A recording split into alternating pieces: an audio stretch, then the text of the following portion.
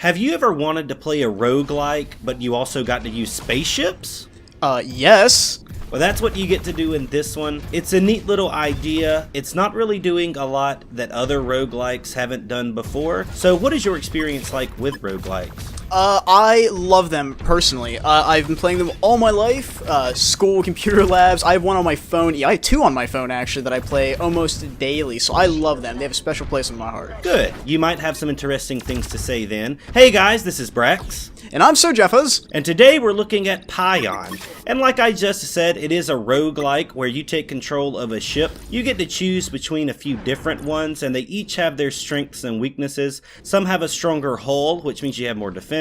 Some are more nimble and they get around easier. Some have better firepower, and each one of them has their own unique primary weapon and special ability. Ooh. Yeah, so the primary weapons can be things like lasers most of the time, but there's different speeds that they shoot at, and there's also different abilities, like you might have a shield, or you might have a quick movement like a dash. Each one of these ships has their own little personality, so it's pretty neat. It looks just about it. It's kind of like what I'm using on mine. You know, instead of before you start the game, you pick, oh, do I want to be this ship, this ship, this ship? Where in my case, it's do I want to be mage, warrior, rogue, stuff like that. I'm already very impressed by that. Yeah, I enjoyed it. It's just like I said earlier, I feel like I've played stuff like this before. They just added a ship to it instead of a normal character. Like, you don't have axes, and it's not as high fantasy like as some of the other roguelikes that I played, but it's based on the same concept. You go through each of these levels and you kill your enemies. Those enemies will drop things that help you do better, like power-ups, boosters,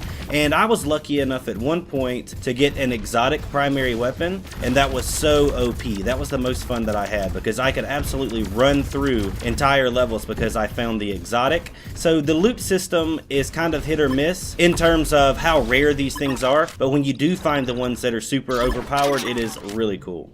That sounds really, really awesome. And you can kind of get that as well. I mean, you can start any roguelike game, level 1, find the best weapon. It's upgraded like 4 or 5 times for like a fantasy setting one like I play on mine, and just walk through most of the game virtually easy until you get to the later stages and you have to do something else. Yeah, once I got my hands on that primary, I did not have any problems until I encountered a boss, and then I was able to take the boss down too, but it was a little more challenging. So that's what does work about it really well. You do get better stuff as you go along, but of course your enemies get progressively more difficult as that happens. So I think it hits a nice balance on the difficulty scale, because I played some roguelikes before that are just too damn hard, and this one really isn't. I think that it has a nice little balance. Okay, so some skill needed, but not exactly all luck-based. I mean, there's some I've played that it's entirely luck-based. Nothing you do matters. It's just if you get a bad couple levels, you're done. You're over. Yeah, for sure. And the way that you can tell how good you actually are at the game, you can always look at the leaderboards, because that's really the only reason you're playing is for your top score.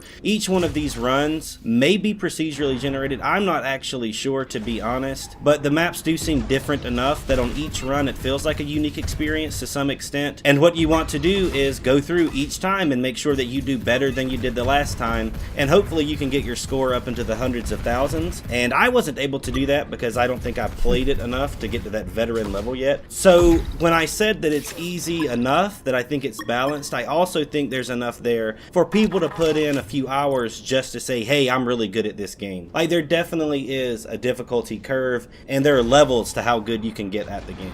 It sounds really great. Now, how far in development is this game? This is still in early access. I believe it was released in late June, so right now it's still a work in progress. They are updating it quite frequently, and the end product, some of the things that I think they could change would be incorporating something more to play for other than the leaderboards. Maybe some different game modes, because there's only one thing to do. You play through these levels, you try to get as far as you can, then you die. And I know that kind of is the formula for roguelikes, but if they could incorporate something a little more than to just play for a high score, I think that would give it more replayability. I could definitely understand. I could definitely see that for sure. Because it's one thing to have the leaderboard, like you said. It's one thing to show that you're the best, but it's another thing to go, well, maybe I just don't want to be the best. I just want to see how far I can get, see what I can do. You know, try new things out. And that's what I find best about roguelikes: kind of learning and trying new things, new strategies, figuring out what works, what doesn't, and working towards other rewards.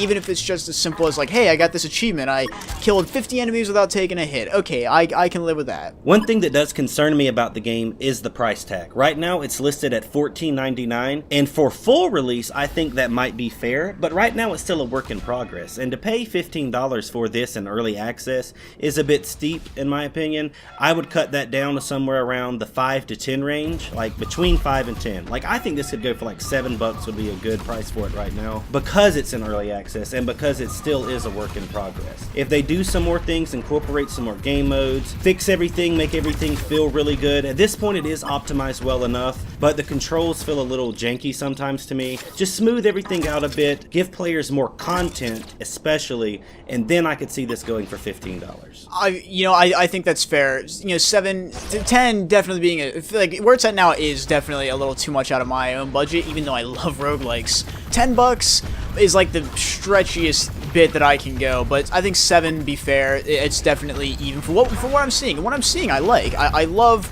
roguelikes. I love the whole space setting, the spaceships, anything space related, and you've got a nice market there, and they're definitely playing on that, and that's what's going to help this game get further for sure, but they need to get that extra content or they're going to lose more people than they're going to gain. I totally agree. There is a slight bit of addictiveness to it because you do want to come back and make it farther than you did last time, just like you do with every other roguelike, but they still need to add something. I'm not quite sure what it is yet, but I think more content, different game mode, something like that would help this out a lot. But it is a neat little game, and if you are a fan of roguelikes, be sure to check it out on Steam. If you enjoyed this video, be sure to watch another one of those videos in your face right now. This has been Brax, And my name's Sir Jeffers, and we'll see you guys on the next one. Bye-bye.